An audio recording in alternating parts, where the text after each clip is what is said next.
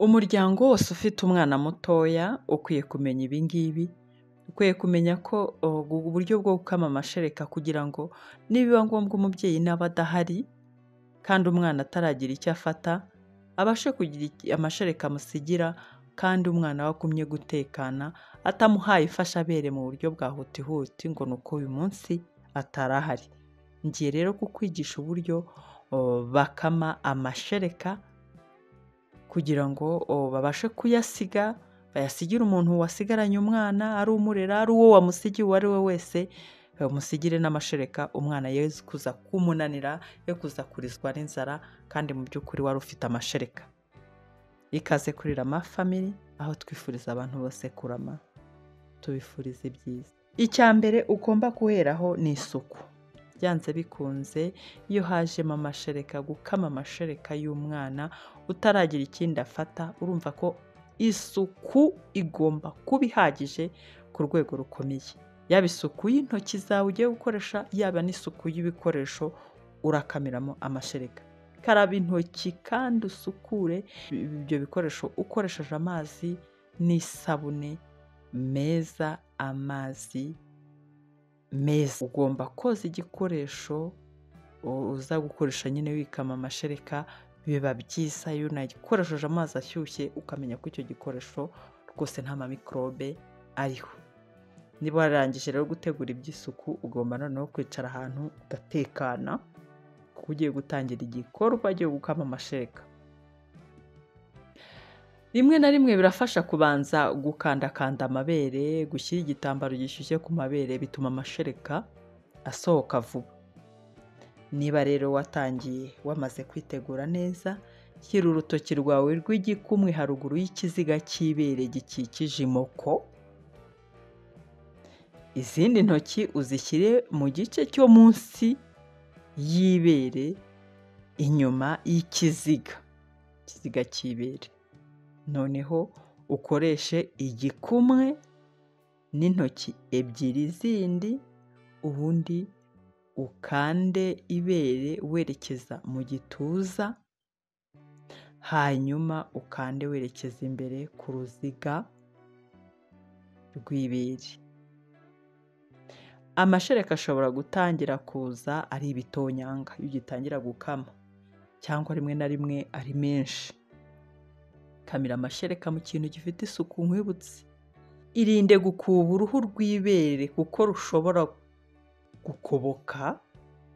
Wirinde kandi gukanda imoko kuko bibuza amashereka kuza. Kanda uzengurutse igikumwe n'intoki ku ibere, ugenda urekura, ubundi ibere urikame byibura hagati y'iminota 3 n'5 kugeza wumva amashereka atakiza neza. Ubundi ufate irindi bere nabyo ubigenze nka kwa kundi. Urangije rero gukama aya mashereka, ugomba kuyabika mu kintu gifite isuku, cya kindi nyine wateguye kandi gipfundikirwa. Bika amashereka mu kintu gifite isuku kandi gipfundikiye, birumvikana. Uriya mashereka abikwa hagati y'amasaha 6 kugeza ku masaha 8. Ndavuga ahantu hasanzwe. Ariko ku bafite firigo, cyuma gikonjesha, amashereka abikwa amasaha 24. Mu gihe wabitse amashereka wikamye mbere yo kuyaha umwana, yashyushye aba akazuyazi. Urayashyushya hehe rero? Ufata amazi ashyushye ugaterekamo ikintu kirimo ya mashereka.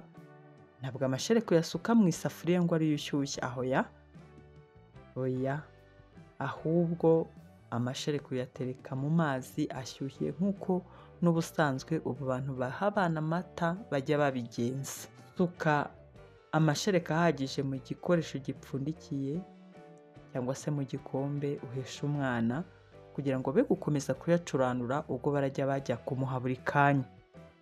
Ntabwo ari byiza gukoresha bibero rwose, cyangwa udukombe dupfundikirwa dufite imihiro ku munwa. Ibyo ngibyo bifite bibero, bifite utwo tuntu tw'imihiro ku munwa, akenshi kubyoza biragorana, bigasigaramo umwanda, bikinjiramo mikorobe. Niyo mpamvu akenshi za bibero n'ibyo bikombe bimeze gutyo atari byiza. Nkwibutse ko ugomba gukaraba intoki ukoresheje isabune n'amazi meza, kandi amazi basuka mbere yo kwikama amashereka. Iyo mvuze amazi basuka ni uko uba uri kuyakura mu kindi kintu utari gukoresha, utari gukaraba ya yandi wakoresheje ariho umwanda, ahubwo kuvuga ngo amazi basuka cyangwa amazi atemba nicyo baba bashatse kuvuga. Ni nko gukaraba ukoresheje nk'akajerekani ukajya usuka amazi ugakaraba, ntusubire gukora muri ya yandi umaze gukaraba. Igihe uri guha umwana, ibyo tuzabireba neza cyane turi kwiga gukaraba intoki neza nk'uko bikwiriye.